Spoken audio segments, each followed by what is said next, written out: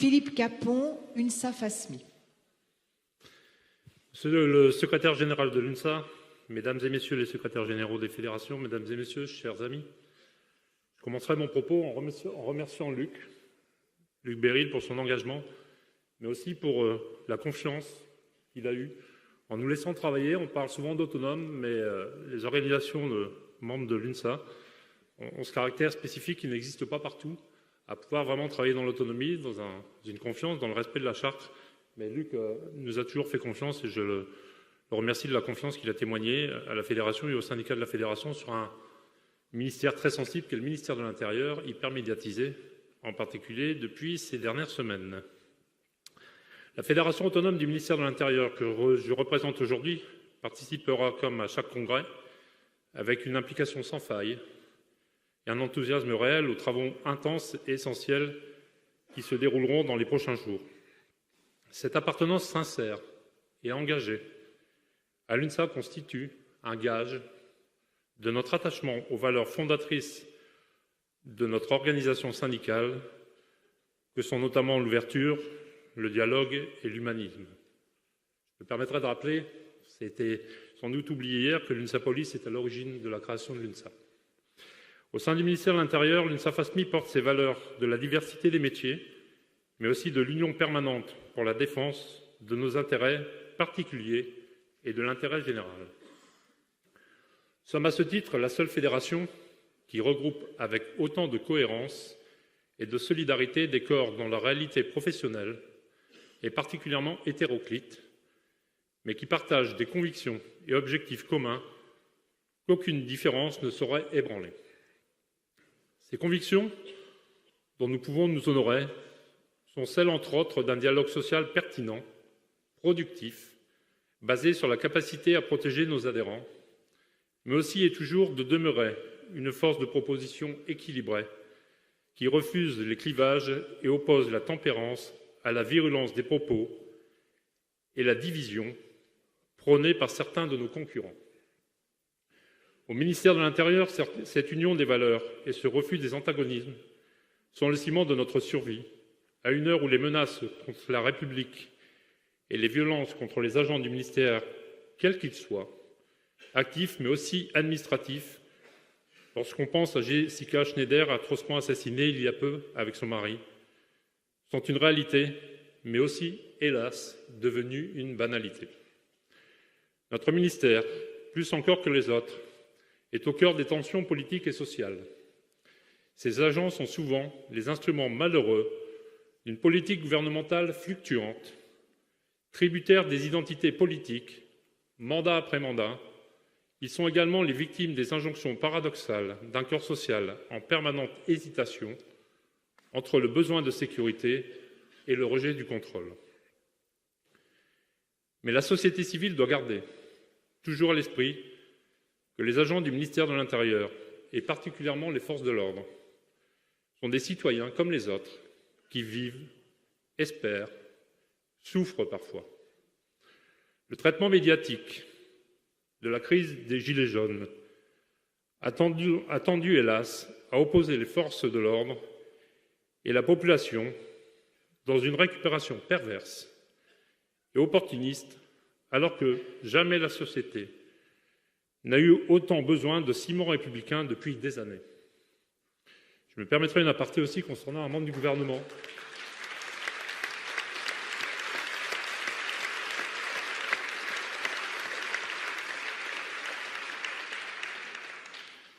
Il a quitté ses fonctions récemment, le porte-parole Benjamin Griveaux, que j'ai qualifié dernièrement auprès du ministre de l'Intérieur lors d'une réunion de pyromane, qui, à plusieurs reprises, et tout récemment en disant aux Français que les militaires allaient être sur le terrain pour faire du maintien de l'ordre, a bien mis le feu.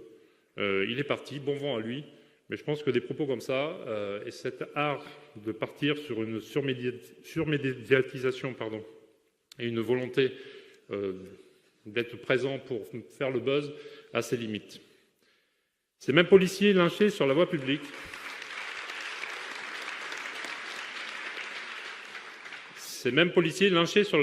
sont ceux qui sont prêts à risquer leur vie contre le terrorisme Que l'on songe à l'horreur du Bataclan ou plus récemment aux attaques abjectes de Strasbourg, cet engagement ne doit jamais être oublié.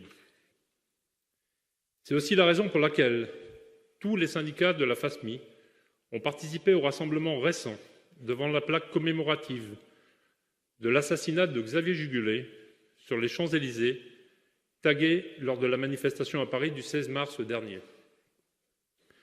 Bien qu'acteurs majeurs des transformations sociales contemporaines, les agents du ministère de l'Intérieur n'échappent pas à une actualité sociale d'une rare sensibilité. Les enjeux sont cardinaux, qu'il s'agisse de la réforme en cours de nos régimes indemnitaires et des avantages sociaux que nous entendons obtenir pour bénéficier d'un alignement avec certains avantages de la gendarmerie nationale.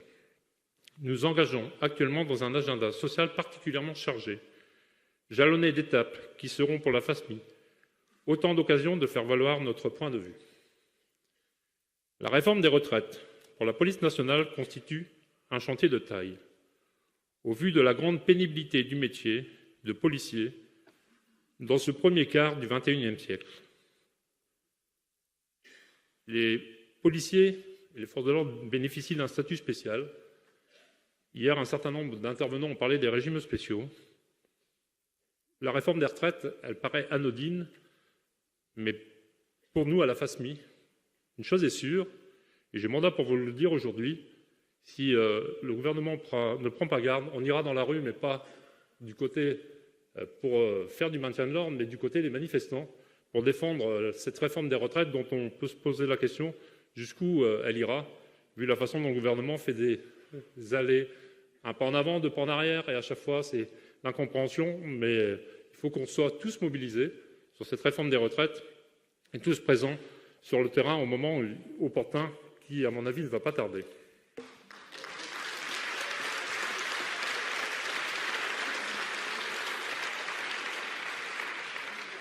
Dégrader la qualité de vie au travail fait également l'objet de toute notre attention, alors que pour ce seul début d'année 2019, nous déplorons déjà 21 suicides dans les rangs des policiers. L'année dernière, ce chiffre avait été malheureusement atteint au mois d'août. Le débat budgétaire incessant sur les moyens de la police nationale constitue également un point d'attention permanent, alors que se multiplient d'année en année les consultations de l'exécutif et du Parlement, à l'occasion desquelles nous tentons perpétuellement de faire sortir les institutions ministérielles du marasme financier et matériel dans lequel elles se trouvent, avec une masse salariale en constante hausse et des capacités d'investissement anecdotiques. La FASMI est présente sur tous ces fronts, forte d'un résultat inédit aux dernières élections professionnelles. Notre fédération est plus que jamais un interlocuteur majeur du ministère de l'Intérieur, dans un ministère à la forte participation aux dernières élections professionnelles, puisque la participation a été de 90%, et au fort taux de syndicalisation. Ces membres de la FASMI, parmi lesquels l'UNSA Police, le SCPN, syndicat majoritaire des commissaires, UATS chez les techniques et les administratifs, l'Union des officiers, l'UDO, le SNPPS, syndicat majoritaire des personnels techniques et scientifiques, sans oublier le SANER pour les inspecteurs de permis de conduire, et le SPPN, seul syndicat des psychologues du ministère de l'Intérieur. Tous ces syndicats sont mobilisés en permanence. Mobilisés sur le volet social, comme nous l'avons dit, mais également sur le volet stratégique, à une époque où, pour nous, les temps changent drastiquement. Il est ainsi de notre devoir d'accompagner en suggérant, confortant ou en opposant, parfois sur les grandes réformes en cours, qu'il s'agisse notamment de la police de sécurité du quotidien ou de la nouvelle doctrine du maintien de l'ordre. Ces réformes sont essentielles et la FASMI est fière de porter les valeurs de l'UNSA dans le dialogue social relatif à l'élaboration de ces réformes qui déterminent la qualité des relations police-population. Notre engagement n'est cependant pas que tourné vers les institutions du ministère de l'Intérieur, sous l'égide de Luc Farret, que je remercie, et toute son équipe, secrétaire général de l'UNSA Fonction publique. Nous avons activement participé aux travaux relatifs à la réforme de la fonction publique, où encore une fois, nous nous posons beaucoup de questions sur l'avenir du dialogue social au sein de la fonction publique et la volonté du gouvernement, avec les ministres en particulier Darmanin et Dussopt, qui ont peut-être oublié pour l'un d'entre eux d'où ils venaient, les futures réformes et la façon dont le dialogue social va être de plus en plus tendu si le gouvernement va au bout de son projet. Merci Philippe de penser à conclure. Je termine. Avec nos collègues, nous avons mesuré la menace pesant sur les socles essentiels qui soutiennent les 3 versants de la fonction publique, le risque pour la transparence, l'identité métier et le spectre de la précarisation progressive de l'engagement au service des autres. Nous restons vigilants et je tiens à insister sur notre engagement sans faille au sein de l'UNSA pour nous joindre avec conviction à la défense des valeurs auxquelles nous croyons tous. La FASMI est plus que jamais fière d'appartenir à l'UNSA et de mettre tout en œuvre pour emporter les convictions à tous les niveaux. Les temps à venir seront corsés, les enjeux aussi majeurs que multiples. Nous serons présents. Vive l'UNSA.